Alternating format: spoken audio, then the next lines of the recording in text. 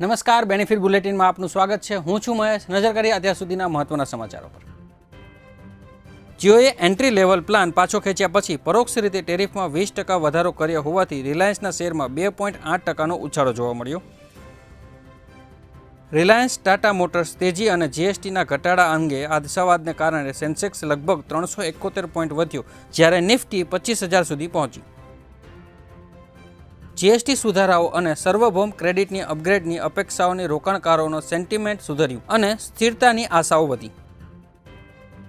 Tariff જોખમોમાં ઘટાડો અને વૈશ્વિક સેન્ટિમેન્ટમાં સુધારો થવાના કારણે રૂપિયો પ્રતિ યુએસ ડોલર 87.20 સુધી મજબૂત થયો।